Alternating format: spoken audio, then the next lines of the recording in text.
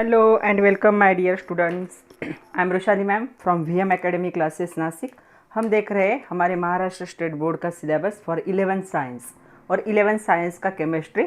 आज मैंने स्टार्ट किया है चैप्टर नंबर 10. तो ऑलरेडी 9 चैप्टर हमारे हो चुके हैं.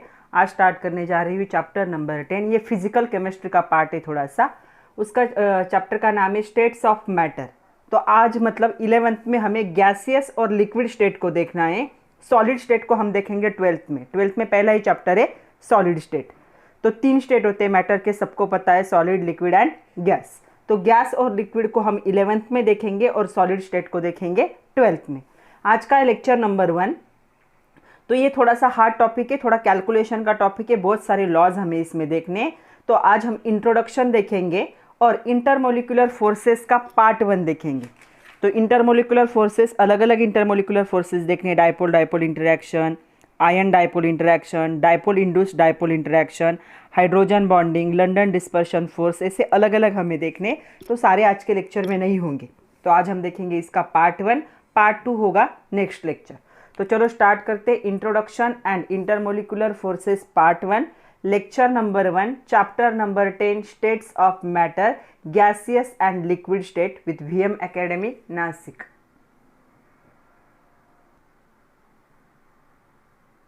तो चलो इंट्रोडक्शन देखना है आज के लेक्चर में हमें.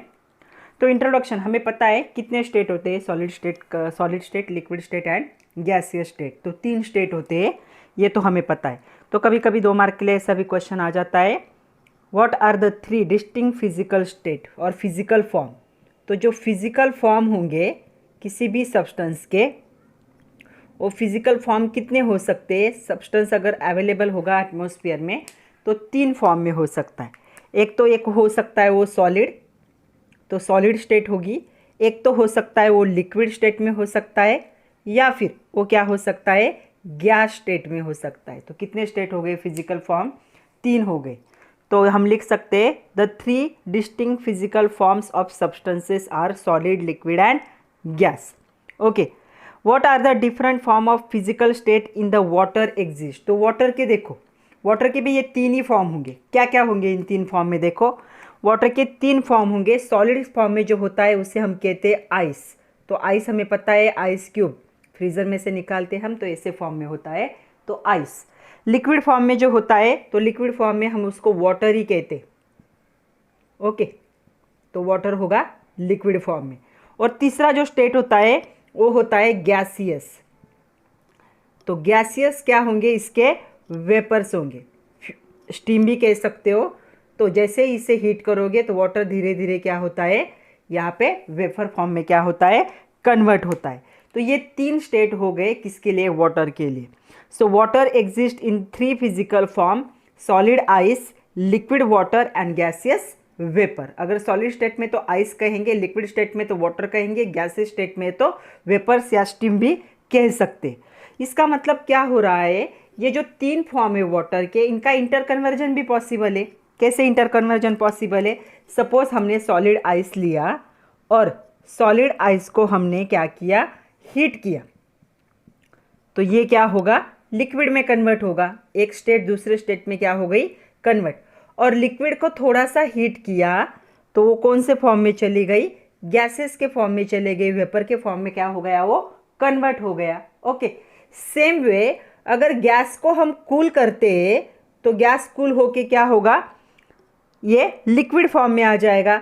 और लिक्विड को अगर कूल करते, सुपर कूल करते लिक्विड को, तो क्या हो जाएगा, फ्रीजर में रखे तो वो क्या होगा, सॉलिड फॉर्म में कन्वर्ट होगा. तो दीज 3 स्टेट्स ऑफ मैटर और water interconvertible by exchange of heat as given below. तो इस ऐसे क्या हो सकता है, इनका इंटर कन्वर्जन पॉसिबल है. तो इंटर कन्वर्ट हो सकते एक फॉर्म से दूसरे फॉर्म में. सॉलिड को हीट किया तो लिक्विड बनेगा, लिक्विड को हीट किया तो गैस बनेगा, गैस को कूल किया तो लिक्विड बनेगा, और लिक्विड को और ज़्यादा कूल किया तो वो सॉलिड स्टेट में कन्वर्ट होगा. चाहे तो वाटर का एग्जाम्पल आंखों के सामने रखो और ये तीनों को देखो, तो ऐसा इंटर कन्वर्जन क्या है यहाँ पे पॉसिबल है. अभी हमें देखने हैं distinguish point between solid, liquid and gas.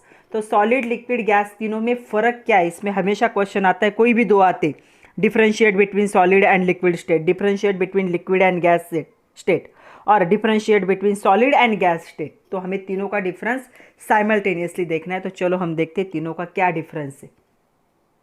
तो चलो तीनों का डिफरेंस देखना है हमें, solid state, liquid state and gaseous state. सबसे पहला पॉइंट हमें देखना है यहाँ पे माइक्रोस्कोपिक व्यू।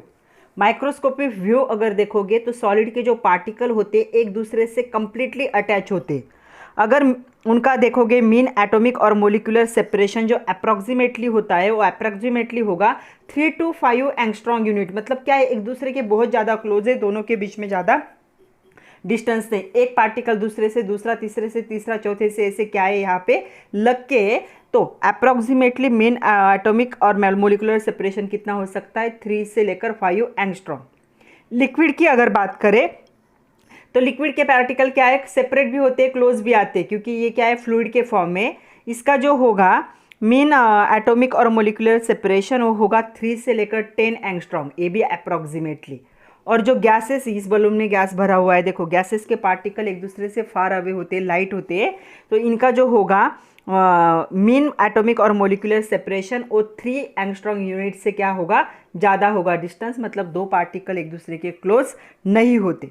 तो ये होगा इनका माइक्रोस्कोपिक व्यू के पार्टिकल क्या होंगे, एक दूसरे से बहुत ज़्यादा डिस्टेंस पे। ओके, तो सॉलिड हमें इसीलिए दिखाई देते हैं जल्दी, क्योंकि उनका क्या है इंटरमोलिकुलर जो है सेपरेशन वो कम है। दूसरा पॉइंट अगर देखोगे तो अरेंजमेंट देखो पार्टिकल की, एटम और मोलिक्यूल की। तो यहाँ पे पार्टिकल क्या है, टाइटली हेल्ड है एक दूसरे से, and they have the regular arrangement. एक रेगुलर अरेंजमेंट, ये गोल है, ये गोल है, ये गोल है। तो देखो अरेंजमेंट एक रेगुलर होती है। 12th में हमें डिटेल में देखना है कि कैसे टाइप की 3 डायमेंशनल डायग्राम देखनी है हमें, और तब हम देखेंगे कि इसकी एक्चुअल अरेंजमेंट कैसी होती है। अभी सिर्फ इतना याद रखना है कि सॉलिड के पार्टिकल क्या होंगे, tightly held together, they have the regular arrangement of atom और molecule.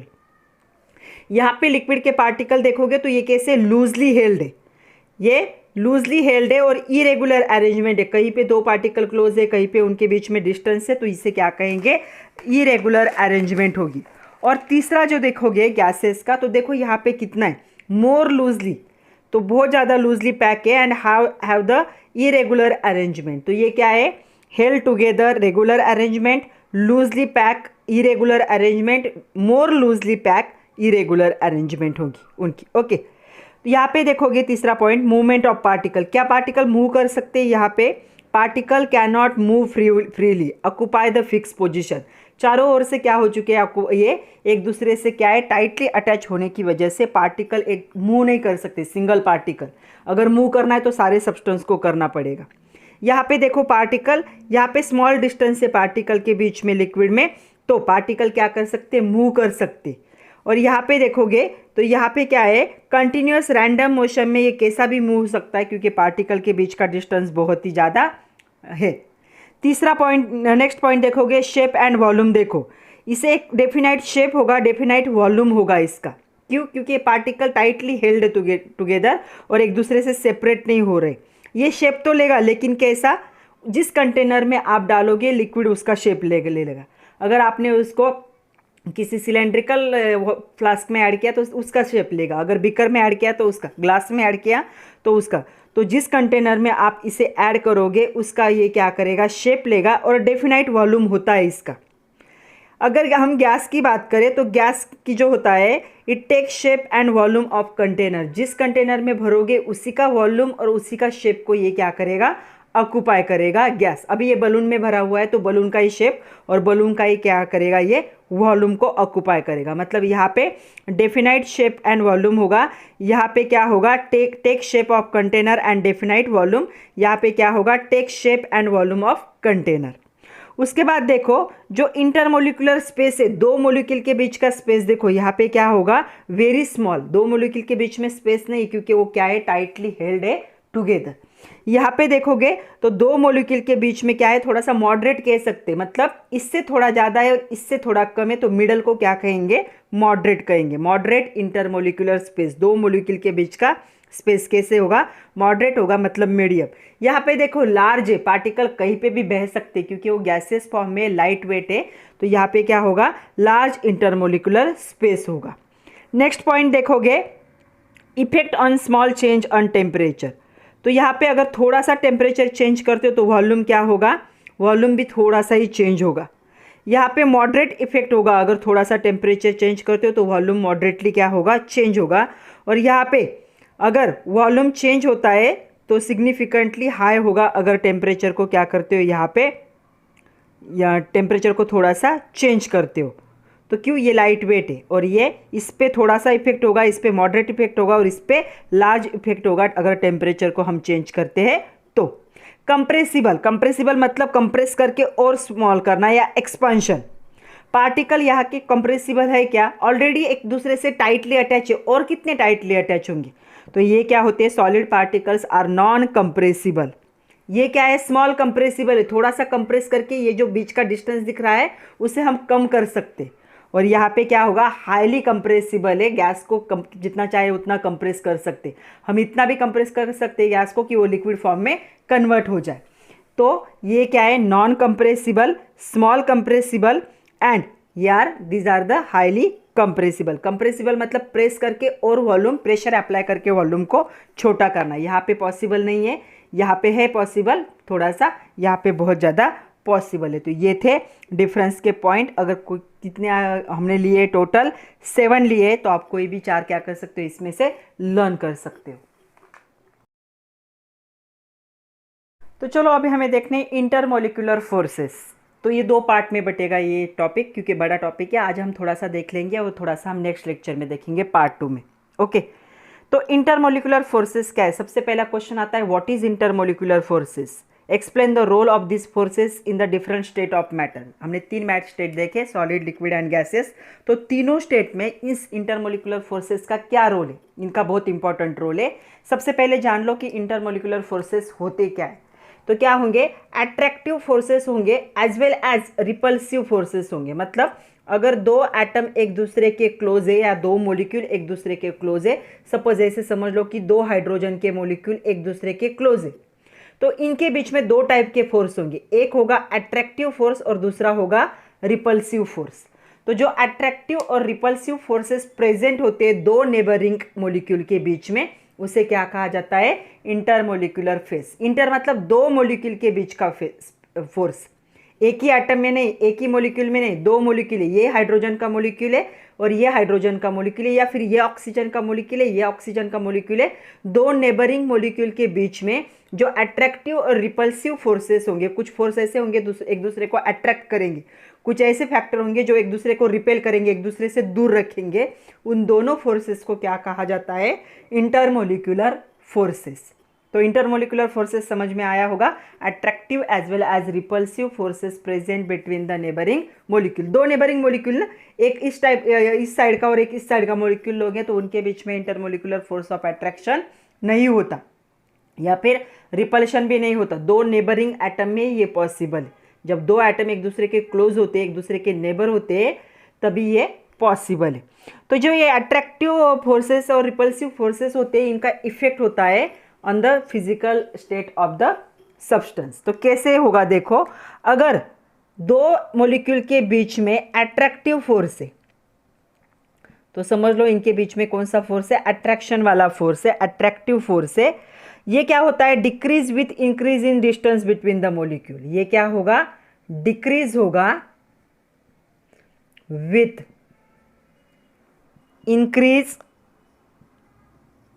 increases in distance between the molecule। समझ लो कैसे, सपोज ये हाइड्रोजन का एटम था, ये हाइड्रोजन, इनके बीच का डिस्टेंस कम था तो अट्रैक्टिव फोर्स ज़्यादा है। अगर मैंने एक को यहाँ पे रखा और एक को यहाँ पे रखा, डिस्टेंस देखो कितना बढ़ गया। तो जितना ज़्यादा डिस्टेंस इंक्रीज होगा, इनका अट्रैक्शन क्या होगा, कम होगा। तो क्या होगा, attractive forces decreases with increase with the distance between the molecule. जब कम डिस्टेंस था अट्रैक्टिव फोर्स ज़्यादा था, जब डिस्टेंस बढ़ गया अट्रैक्टिव फोर्स क्या हो गया, लोअर हो गया, कम हो गया, डिक्रीज हो गया।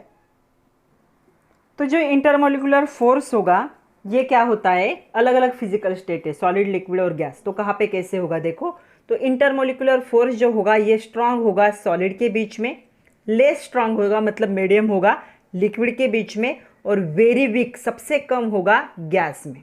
मतलब सॉलिड में सबसे ज़्यादा होगा, लिक्विड में उससे कम होगा और गैसेस में सबसे कम होगा इंटरमोलिकुलर फोर्सेस। तो मतलब हम क्या कह सकते हैं, इससे पता चलता है कि जो फिजिकल स्टेट है मैटर की कैन बी डिटरमाइन, मतलब किसी मैटर का अगर हमें इंटरमोलिकुलर फोर्स पता है, उसकी स्ट्रेंथ पता है, तो हम बता सकते हैं कि उसकी फिजिकल स्टेट क्या है। सॉलिड स्ट्रांग होगा तो सॉलिड, लेस होगा तो लिक्विड, और बहुत ही कम होगा तो क्या होगा, गैसियस स्टेट। तो the intermolecular forces are stronger in solid, less strong in liquid, medium भी कह सकते हो, and very weak in gas, gas में सबसे कम होता है इंटरमोलिकुलर फोर्स। मतलब क्या हुआ, physical state of matter can be determined as per the strength of intermolecular forces. तो फिजिकल स्टेट जो होती है मैटर की, क्या होंगी, सॉलिड होंगी, लिक्विड होंगी या फिर गैस होंगी, इसे हम कैसे डिटरमाइन कर सकते हैं, स्ट्रेंथ से डिटरमाइन कर सकते हैं इंटरमोलिकुलर फोर्सेस के।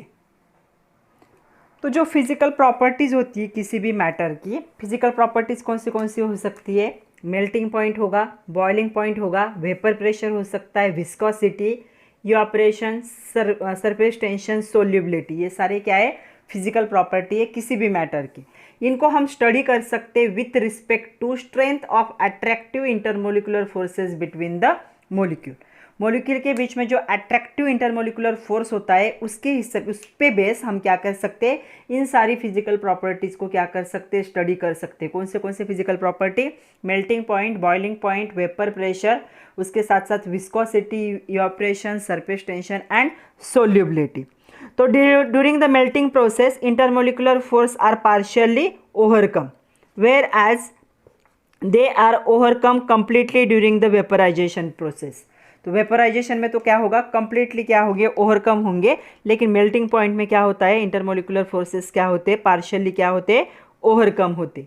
तो ये था इंटरमोलिकुलर फोर्सेस का role in the state of matter.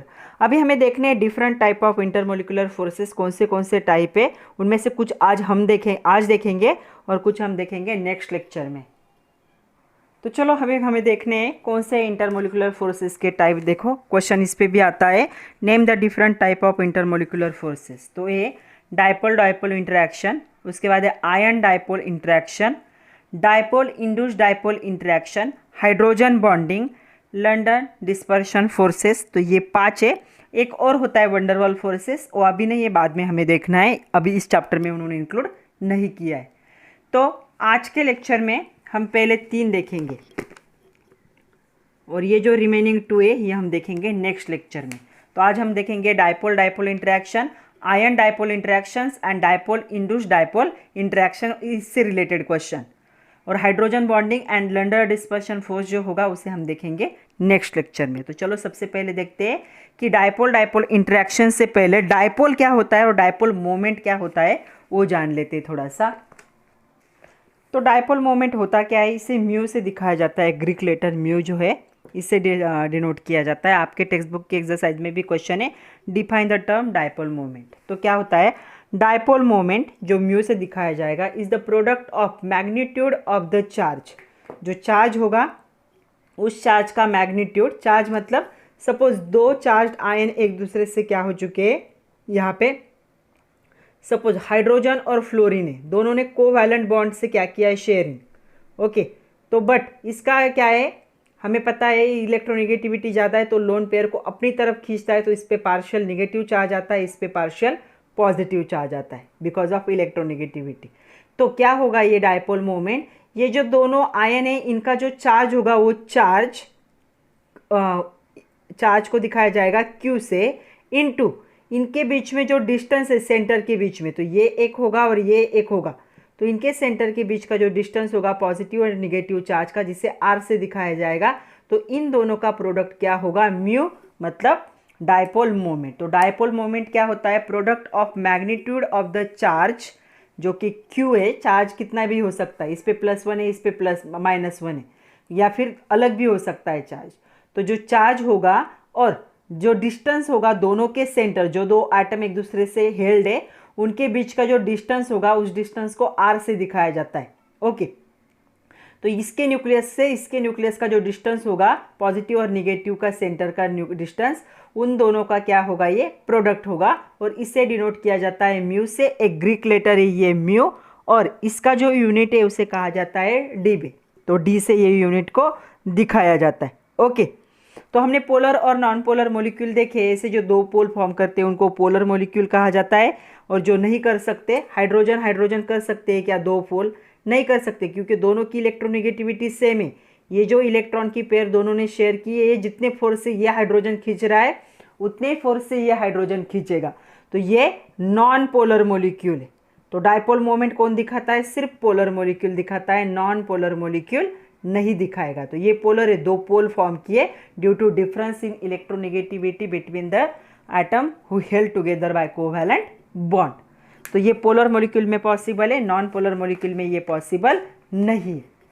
तो ये डायपोल मोमेंट जो है एक वेक्टर क्वांटिटी, आप लोगों का स्केलर वेक्टर हुआ होगा फिजिक्स में, तो एक वेक्टर क्वांटिटी है। It is the depicted by the small arrow. तो पता है आप लोगों को स्मॉल एरो से दिखाया जाता है, तो इसे ऐसे दिखाते, तो स्मॉल एरो से दिखाया जाता है डायपोल मोमेंट को। तो ये स्मॉल एरो जो होता है इसके टेल में ऐसे पॉजिटिव होता है, और एक क्या होगा, हेड क्या होगा, एरो होगा पॉइंटिंग टूवर्ड्स। तो ये जो होता है पॉजिटिव, ये पॉजिटिव चार्ज की तरफ होता है, और ये जो होगा वो निगेटिव चार्ज। तो यहाँ पे देखो ये पॉजिटिव है ये निगेटिव है, तो इसका डायपोल कैसे दिखाया जाएगा, ऐसे। मतलब इसका जो हेड होगा वो निगेटिव सेंटर की तरफ होगा, और जो टेल होगा पॉजिटिव वाला वो किस सेंटर की तरफ होगा, पॉजिटिव सेंटर की तरफ होगा। तो HCl का एग्जांपल देख लो या HF का देख लो। तो सपोज HCl है, तो ऐसे समझो HCl का मॉलिक्यूल है ये HCl। ओके, तो इसके डायपोल मोमेंट इस पे आएगा पार्शियल पॉजिटिव चार्ज, इस पे होगा पार्शियल निगेटिव। तो डायपोल को कैसे दिखाया जाएगा, ऐसे दिखाते। Okay, unequal sharing of electron between the bonding atom. मतलब दोनों ने तय तो किया था कि हम दोनों क्या करेंगे, शेयरिंग करेंगे, बट क्या हुआ, इसकी इलेक्ट्रोनेगेटिविटी ज़्यादा थी तो इसने थोड़ा सी इलेक्ट्रॉन पेयर को अपने न्यूक्लियस की तरफ खींच लिया, और इसके लिए इस पे आया पार्शियल निगेटिव चार्ज, और ये खींच नहीं पाया तो इस पे आया पार्शियल पॉजिटिव चार्ज। तो इस एरो से दिखाया जाता है। ये जो क्रॉस एरो होता है जो यहाँ पे दिखाया है, ऐसे वाला क्रॉस एरो, ओके, ये रिप्रेजेंट करता है इलेक्ट्रॉन डेंसिटी शिफ्ट। मतलब इलेक्ट्रॉन किस तरफ शिफ्ट हो चुके हैं, तो यहाँ से इस तरफ इलेक्ट्रॉन क्या हो चुके, शिफ्ट हो चुके। तो polar molecule have the parameter dipole moment. तो जो भी पोलर मॉलिक्यूल होंगे वो पोलर मॉलिक्यूल क्या, कौन सा पैरामीटर दिखाते हैं, डायपोल मोमेंट को दिखाते हैं, जिसे ऐसे दर्शाया जाता है। तो चलो अभी वो हमें वन बाय वन देखना है। सबसे पहले हम देखेंगे डायपोल डायपोल इंटरेक्शन होता क्या है। अभी डायपोल तो समझ में आया है, दो पोल फॉर्म होना। तो क्या होगा, when the polar molecule encounter another polar molecule, मतलब एक पोलर मॉलिक्यूल दूसरे पोलर मॉलिक्यूल के कांटेक्ट में आता है। तो समझ लो ऐसे ICl है, यहाँ पे क्या हुआ, ये जो I इस पे आया पार्शियल पॉजिटिव चार्ज, और इस पे आया पार्शियल निगेटिव, क्योंकि इसकी इलेक्ट्रोनेगेटिविटी आयोडीन से ज़्यादा है। क्या होता है, फ्लोरीन क्लोरीन ब्रोमीन आयोडीन, और इलेक्ट्रोनेगेटिविटी टॉप से बॉटम क्या होती है, डिक्रीज होती है। तो ये ज़्यादा इलेक्ट्रोनेगेटिव हो गया, ये लेस इलेक्ट्रोनेगेटिव हो गया। तो ये ऐसे दिखेंगे। सपोज ये दूसरे के कांटेक्ट में आया कि इसी के दूसरे मॉलिक्यूल के साथ, तो सपोज यहाँ पे था I, यहाँ पे था Cl, ये और एक के कांटेक्ट में आया Cl I Cl Cl I। तो देखो यहाँ पे क्या होगा, partial positive partial negative partial negative partial positive partial negative partial positive partial negative partial positive. Okay, तो ऐसे एक कांटेक्ट में आए तो क्या होगा, देखो ये है यहाँ पे डायपोल डायपोल मोमेंट होगा। When a polar molecule encounter, मतलब come in contact with another polar molecule. ये दो अलग अलग मॉलिक्यूल है, मतलब दिख तो सेम रहे लेकिन दो मॉलिक्यूल है। तो क्या होगा, एक का पॉजिटिव एंड क्या करेगा, is attract another's negative and. इसका पॉजिटिव एंड क्या करेगा, इसे अट्रैक्ट करेगा। पॉजिटिव निगेटिव क्या होता है, अट्रैक्शन। इसका पॉजिटिव ने इस निगेटिव को अट्रैक्ट करेगा, इसका पॉजिटिव एंड इस निगेटिव को, इसका पॉजिटिव एंड इस निगेटिव को। तो ऐसे क्या होगा, पॉजिटिव एंड और निगेटिव एंड के बीच में क्या होगा, अट्रैक्शन होगा। और इसी अट्रैक्शन को, इंटरमोलिकुलर अट्रैक्शन को क्या कहा जाता है, डायपोल डायपोल इंटरेक्शन। तो डायपोल डायपोल इंटरेक्शन क्या है, दो डायपोल मॉलिक्यूल है, एक का निगेटिव एंड दूसरे के पॉजिटिव एंड को क्या करेगा, अट्रैक्ट करेगा, या फिर एक का पॉजिटिव एंड दूसरे के निगेटिव एंड को अट्रैक्ट करेगा। तो इसे हम क्या कहेंगे, dipole dipole interaction. This force generally weak, ये फोर्स क्या होते हैं, वीक होते हैं, क्योंकि जितना क्लोज आएंगे तब ये दिखेंगे। तो ये फोर्स क्या होंगे, वीक होंगे। ओके, इनकी जो एनर्जी होती है वो कितनी होगी, 3 से लेकर 4 किलो जूल पर मोल। इतनी क्या होती है इस फोर्स की एनर्जी होती है, 3 to 4 kilo joule per mole. Okay, ये सिग्निफिकेंट होंगे when molecule are close in contact. ये कब होंगे, कब दिखेंगे डायपोल डायपोल इंटरेक्शन, जब मॉलिक्यूल एक दूसरे के क्या है, एनकाउंटर होते हैं, मतलब क्लोज आते तभी दिखेंगे, अदरवाइज ये पॉसिबल नहीं है। ओके, तो इसके लिए क्या होना चाहिए, मॉलिक्यूल एक दूसरे के क्लोजर होना जरूरी है। और ये जो दिखता है डायपोल डायपोल इंटरेक्शन, आपको याद रखना है, ये दिखेगा सिर्फ सॉलिड और लिक्विड में, ये गैस में नहीं दिखता। ओके, तो दैट इज इन सॉलिड और लिक्विड स्टेट। तो सॉलिड स्टेट में और लिक्विड स्टेट में डायपोल डायपोल इंटरेक्शन पॉसिबल है, गैसेस स्टेट में ये पॉसिबल नहीं। ओके, तो यहाँ पे एग्जाम्पल भी हमने देख लिया। और एक एग्जाम्पल देखते हैं इसका। सेकंड एग्जाम्पल देखो, हमारे पास एग्जाम्पल है C4H9Cl, इसे कहा जाता है ब्यूटिल क्लोराइड। तो नाम हमें नॉमेनक्लेचर भी देखना है एक चैप्टर में, वो चैप्टर भी मैं जल्द स्टार्ट करूंगी। तो इसका नाम है ब्यूटिल क्लोराइड। ब्लर दिख रहा था क्या, नहीं, तो ब्यूटिल क्लोराइड इसका नाम है। तो यहाँ पे देखो क्या होगा, ये स्ट्रक्चर ऐसे होगा CH3OCH3, दूसरा स्ट्रक्चर है, इसे कहा जाता है डाइमिथिल क्लोराइड, सॉरी डाइमिथिल ईथर ही है, नॉट क्लोराइड, ईथर ही है। ओके, और ICl, इसे कहा जाता है आयोडीन क्लोराइड।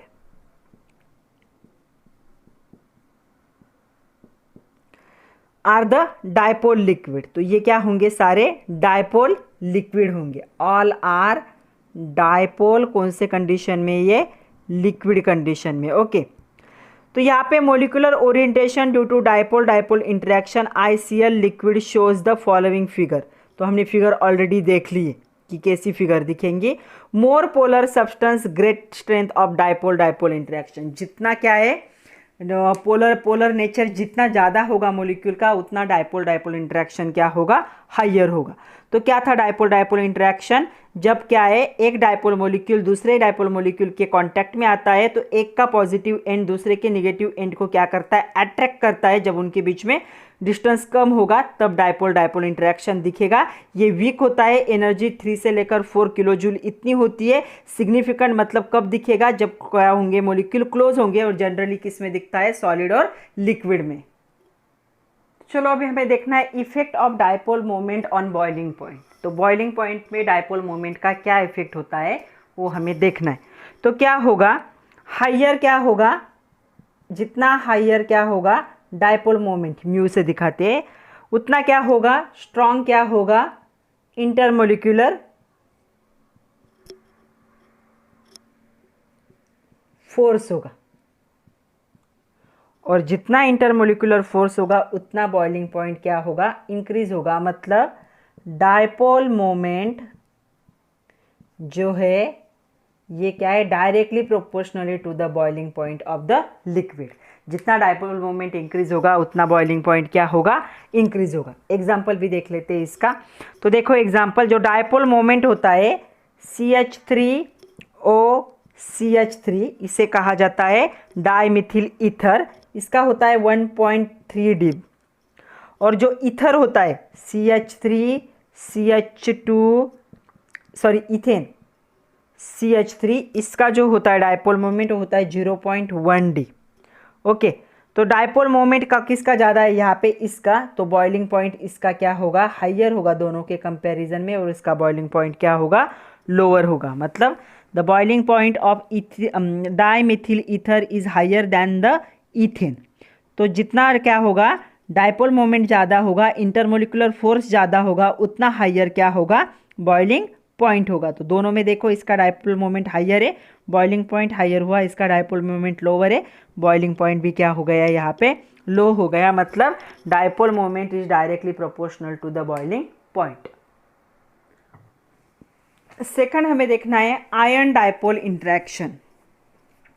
तो देखो आयन डायपोल इंटरेक्शन में क्या होगा, जो आयन डायपोल इंटरेक्शन होता है इसमें क्या होता है, जो आयन होगा, आयन डायपोल फोर्स, ये किसका रिजल्ट होता है? Electrostatic force of attraction between ion, कोई भी आयन होगा, सपोज समझ लो ए प्लस आयन है, ये हो गया कैटायन, या बी माइनस आयन है, ये हो गया एनायन। तो ये कैटायन और एनायन दोनों में से कोई भी हो सकता है। And the dipole moment, charge on dipole moment, suppose C और डी ये दो मोलिक्यूल है, इन पे क्या था? पार्शियल पॉजिटिव और पार्शियल निगेटिव। तो इनके बीच का अट्रैक्शन और इनके बीच के अट्रैक्शन को क्या कहा जाएगा? Ion dipole interaction. तो आयन डायपोल फोर्स जो होता है ये रिजल्ट होता है electrostatic force of attraction between ion, कौन सा भी हो सकता है, कैटायन भी हो सकता है या फिर एनायन भी हो सकता है, और किसके बीच में? जो चार्ज होगा पोलर मोलिक्यूल पे। अगर कैटायन है तो पोलर मोलिक्यूल के निगेटिव चार्ज के साथ क्या करेगा? इलेक्ट्रोस्टैटिक फोर्स ऑफ अट्रैक्शन दिखाएगा। अगर एनायन है तो पोलर मोलिक्यूल के पॉजिटिव चार्ज के साथ क्या दिखाएगा? Electrostatic force of attraction. तो इसका रिजल्ट है, इलेक्ट्रोस्टैटिक फोर्स का रिजल्ट है आयन डायपोल इंटरेक्शन। तो जो स्ट्रेंथ होती है इस इंटरेक्शन की डिपेंड होती है charge and size on off ion.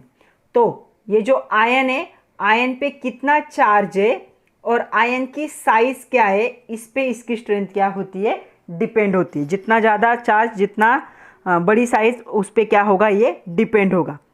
It also depends on the magnitude of the dipole moment and the size of molecule. ये जो मोलिक्यूल है इसकी साइज और इसके जो डायपोल मोमेंट का मैग्नीट्यूड है इस पे भी डिपेंड होगा, मतलब दोनों पे। जो आयन होगा उसके चार्ज और साइज पे, और जो मोलिक्यूल है उसके साइज और डायपोल मोमेंट पे ये डिपेंड होगा। जो डायपोल आयन डायपोल फोर्स होता है ये क्या होगा? पर्टिकुलरली इंपॉर्टेंट होगा इन एक्वियस सॉल्यूशन। ये कहाँ पे इंपॉर्टेंट होता है? Aqueous solution. जब हम किसी भी सब्सटेंस को पानी में क्या करते हैं? डिसॉल्व करते हैं, तब ये इंपॉर्टेंट होगा आयोनिक सब्सटेंस के लिए। Okay, when ionic compounds are dissolve in water they get separated. तो कोई भी आयोनिक कंपाउंड जब हम पानी में डिसॉल्व करते हैं, सपोज NaCl एक आयोनिक कंपाउंड है जिसे पानी में डिसॉल्व किया, तो ये दो चार्ज आयन में क्या हो गया? सेपरेट हो गया। डिसॉल्व हुआ, इसका मीनिंग मतलब ही क्या है? दो चार्ज आयन में कन्वर्ट हो गया। एक आयोनिक कंपाउंड है, इसे इलेक्ट्रोवैलेंट भी कह सकते हो। तो जैसे ही ये क्या हुआ, पानी में डाला, तो ये क्या हो गए? सेपरेट हो गए। और ये सेपरेट होने के बाद दोनों भी आयन क्या होते हैं? वाटर मोलिक्यूल इसे क्या करता है? सराउंड करता है। इसे कहा जाता है हाइड्रेशन ऑफ आयन। तो दोनों क्या है? पानी में डालने के बाद सेपरेट हो गए और दोनों का भी क्या होगा? हाइड्रेशन होगा। हाइड्रेशन मतलब दोनों को वाटर मॉलिक्यूल क्या कर लेंगे? सराउंड कर लेंगे। तो इसे कहेंगे हाइड्रेशन ऑफ आयंस। तो चलो देखते हैं हाइड्रेशन ऑफ आयंस कैसे होता है, उसकी डायग्राम कैसे दिखाई जाती है। तो चलो पहले हम देखते हैं सोडियम आयन को। जब सोडियम आयन जब रिलीज होगा तो वाटर मोलिक्यूल उसे कैसे सराउंड करती है? ये सोडियम प्लस आयन है। तो यहाँ पे वाटर मोलिक्यूल देखो 1 2 3, ये डायग्राम आप लोग होमवर्क के नोटबुक में ड्रॉ करोगे। ये इसे सराउंड कर रहे हैं वाटर मोलिक्यूल। तो इस पर पॉजिटिव चार्ज है तो वाटर H2O, तो क्या होगा? HOH। तो इस पर होगा partial positive charge, partial negative charge, partial, इसकी इलेक्ट्रोनिगेटिविटी ज़्यादा है। तो इस पॉजिटिव के साथ कौन सा आएगा यहाँ पे? Oxygen, oxygen, oxygen. ओके, इस ऑक्सीजन पे कौन सा चार्ज है? यहाँ पे partial negative charge, partial negative charge, partial negative, हर जगह पे दिखाना है ये। ओके, और इसके साथ जॉइन है हाइड्रोजन।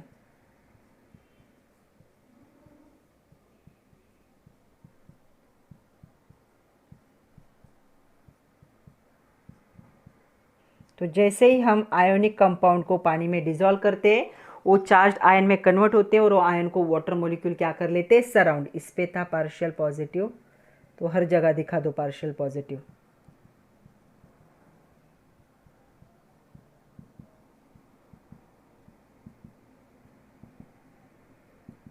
तो ये हो गया Na plus ion cation H2O interaction, इसे हम कहेंगे hydration of Na plus ion. ऐसे Cl माइनस आयन का भी वाटर में होगा। तो क्या होगा देखो, जो चार्ज डेंसिटी Na प्लस की क्या है? मोर है, more concentrated charge density on the Cl minus. और जो Na प्लस है ये स्मॉल साइज का होता है देन Cl माइनस। तो हमें पता है सोडियम आयन की साइज क्या है? Cl माइनस आयन से छोटी है। तो Na प्लस क्या होगा? यहाँ पे पॉजिटिव चार्ज है, तो जो निगेटिव एंड होगा वाटर का, तो कौन सा नेगेटिव एंड है, ऑक्सीजन, ये क्या होगा यहाँ पे अटैच होगा नेगेटिव एंड। तो ये पोलर मॉलिक्यूल का नेगेटिव एंड इसके साथ अटैच होगा और ये क्या होगा करस्पॉन्डिंग इंटरेक्शन बिटवीन क्या Cl माइनस क्या होगा पॉजिटिव एंड। अगर Cl होता यहाँ पे तो कौन सा एंड अटैच होता, पॉजिटिव होता। तो H2O पोलर मॉलिक्यूल है तो यहाँ पे ऐसे होगा। More the charge on cation stronger is the ion dipole interaction. जितना कैटायन पे साइज, कैटायन की साइज ज़्यादा होगी उतना इंट्रैक्शन क्या होगा, ज़्यादा। तो आयन डायपोल मोमेंट किसका ज़्यादा होगा, तो सोडियम आयन से थोड़ा सा ज़्यादा होगा Mg2+, क्योंकि इस पे 2+ चार्ज है, और इससे थोड़ा सा ज़्यादा होगा Al3+। मतलब जितना कैटायन पे चार्ज ज़्यादा होगा उतना क्या होगा, आयन डायपोल इंटरेक्शन क्या होगा, हाइयर होगा। ये आपको क्या करना है, याद रखना है। The strength of the interaction increase with increase on the charge on cation and decrease on the decreases in the ionic size of the radius. Radius की साइज जितनी छोटी होगी, चार्ज जितना ज़्यादा होगा उतना आयन डायपोल फोर्स क्या होगा, हाइयर होगा। तो ये सीक्वेंस याद रखो। Ion dipole force increases in the this order. Sodium का कम होगा, उससे ज़्यादा मैग्नीशियम, उससे ज़्यादा एल्यूमिनियम, क्योंकि यहाँ पे 1+ चार्ज है, यहाँ पे 2 है, यहाँ पे 3 है। जितने चार्ज ज़्यादा उतना आयन डायपोल इंटरेक्शन हाइयर होगा। नेक्स्ट हमें देखना है third, dipole induced dipole interaction. Okay, तो डायपोल इंड्यूस्ड डायपोल, इंड्यूस मतलब क्या होता है, किसी के प्रभाव के नीचे रहना। कोई मूवी देख के आए, कोई हीरो हमें पसंद आए तो थोड़ी देर के लिए हमें लगने लगता है कि हम उसी कैरेक्टर में, तो क्या है वो उसका इंड्यूस है आप पे, मतलब। तो इंड्यूस का मीनिंग समझ में आया होगा, किसी चीज़ से प्रेरित होना, मतलब किसी का आप पे इफेक्ट होना, तो उसे क्या कहोगे, इंड्यूस कहोगे। तो क्या होगा, जो पोलर मॉलिक्यूल होते हैं, कौन से पोलर मॉलिक्यूल होंगे, H2O हो सकता है, NH3 हो सकता है। ये क्या है, पोलर मॉलिक्यूल है, 2 पोल फॉर्म करते। ओके, तो polar molecule and non polar molecule कौन से हो सकते हैं, तो नॉन पोलर मॉलिक्यूल एक बड़ा एग्जाम्पल है नॉन पोलर मॉलिक्यूल का, उसे कहा जाता है बेंजीन। तो फॉर्मूला होगा C6H6। तो बेंजीन क्या है, एक नॉन पोलर मॉलिक्यूल है। ये क्या करेंगे, अप्रोच करेंगे, एक दूसरे के कांटेक्ट में आएंगे। और जो पोलर मॉलिक्यूल का होता है, ये क्या है, डायपोल है इसके पास, तो ये क्या करता है, पोलर है, तो ये क्या करता है, नॉन पोलर मॉलिक्यूल, इसकी वजह से क्या होता है, इंड्यूस होता है, मतलब इसके जैसे बिहेव करना। जब इसके कांटेक्ट में आएगा तब, इंडिविजुअली वो नहीं कर सकता। मतलब ये टेम्पररी क्या होगा, डायपोल दिखाएगा इसके कांटेक्ट की वजह से। मूवी देखने के बाद थोड़ी देर के लिए लगता है, बाहुबली देख के आए तो थोड़ी देर के लिए लगता है कि हमें बाहुबली, वैसे ही इसके कांटेक्ट में आने की वजह से ये नॉन पोलर बेंजीन जो है उसे भी लग रहा है कि वो क्या है, पोलर है। कब, इसके कांटेक्ट में। तो ये क्या होगा, टेम्पररी डायपोल हो गया। तो यहाँ पे क्या होता है, shift of electron cloud in the non polar molecule. तो क्या हुआ, तो हम देखते हैं कि सपोज नाइट्रोजन अमोनिया के कांटेक्ट में आया, तो क्या होगा, नाइट्रोजन, एक हाइड्रोजन, दूसरा हाइड्रोजन, तीसरा हाइड्रोजन। ओके, इलेक्ट्रोनेगेटिविटी किसकी ज़्यादा है, इसकी ज़्यादा है। तो partial negative, partial positive, partial positive, partial positive charge. Okay, इसके पास एक लोन पेयर ऑफ इलेक्ट्रॉन है, मैं निगेटिव यहाँ पे लिख देती हूँ। इसके पास एक लोन पेयर ऑफ इलेक्ट्रॉन भी है। ओके, इसके कांटेक्ट में आया बेंजीन, तो बेंजीन इसके कांटेक्ट में जब आता है तो क्या होगा, यहाँ पे थोड़ी देर के लिए बेंजीन भी महसूस करता है डायपोल को। जो कौन दिखा रहा था, अमोनिया दिखा रहा था। तो अमोनिया जो था एक पोलर मॉलिक्यूल था, बेंजीन जो था एक नॉन पोलर मॉलिक्यूल था, और यहाँ पे नॉन पोलर मॉलिक्यूल क्या है, इंड्यूस हो चुका है, इसके इफेक्ट में आ चुका है। तो इसे हम कहेंगे डायपोल इंड्यूस डायपोल इंटरेक्शन। तो ये इसके पास तो खुद का डायपोल है, ये इंड्यूस इसके प्रभाव के नीचे है, तो इसे हम कहेंगे इंड्यूस्ड डायपोल, और इसका था डायपोल। तो ये अट्रैक्शन क्या हो गया, इसे कहा जाएगा डायपोल। इसके पास डायपोल था, इंड्यूस्ड डायपोल, ये इंड्यूस्ड डायपोल दिखा रहा है, और ये इंटरेक्शन। तो यहाँ पे ये एग्जाम्पल है, अभी समझ में आया होगा। क्या है, नॉन पोलर मॉलिक्यूल था, अगर सिंगल रहता बेचारा तो कभी भी पॉजिटिव निगेटिव जो है, पार्शियल पॉजिटिव निगेटिव कभी फॉर्म नहीं करता। लेकिन जैसे अमोनिया के कांटेक्ट में आया तो अमोनिया ने इससे थोड़ा सा क्या कर दिया, अपने डायपोल जो है, अपना पोलर नेचर की वजह से ये भी थोड़ा सा पोलर जैसा बिहेव करने लगा। तो ये टेम्पररी क्या होगा, डायपोल दिखाएगा। तो इस टेम्पररी डायपोल को क्या कहा जाता है, इंड्यूस्ड डायपोल कहा जाता है। तो डायपोल और इंड्यूस्ड डायपोल के बीच का जो इंटरेक्शन होगा उसे क्या कहा जाएगा, डायपोल इंड्यूस्ड डायपोल इंटरेक्शन। तो यहाँ पे क्या हुआ, जो अमोनिया था पोलर था, परमानेंट डायपोल मोमेंट दिखाता है ये। बेंजीन जो था ये नॉन पोलर था, जीरो डायपोल मोमेंट है इसकी, but force of attraction develop between the polar and non polar molecule, और यहाँ पे dipole induced dipole interaction form हुआ, जो कि यहाँ पे डायग्राम में दिखाया गया है। तो आज के लिए इतना ही था बच्चों। आज हमने 3 टाइप देख लिए, 5 टाइप थे total intermolecular force of attraction के। तो आज हमने देख लिया dipole dipole interaction, ion dipole interaction और डायपोल इंड्यूस्ड डायपोल इंटरेक्शन। कल का जो लेक्चर होगा उसमें पहले हम देखेंगे लंदन डिस्पर्शन फोर्स और उसके बाद देखेंगे हाइड्रोजन बॉन्डिंग को डिटेल में, और इससे रिलेटेड जो क्वेश्चन होंगे उन्हें भी अच्छे से कवर कर लेंगे। तो पढ़ते रहिए आप, खुद का ख्याल भी रखिए, उसके साथ नोट्स बनाना बहुत ज़रूरी है। खुद के नोट्स होंगे तो पढ़ना ईजी हो जाता है, तो नोट्स बनाइए। So thank you very much my dear students.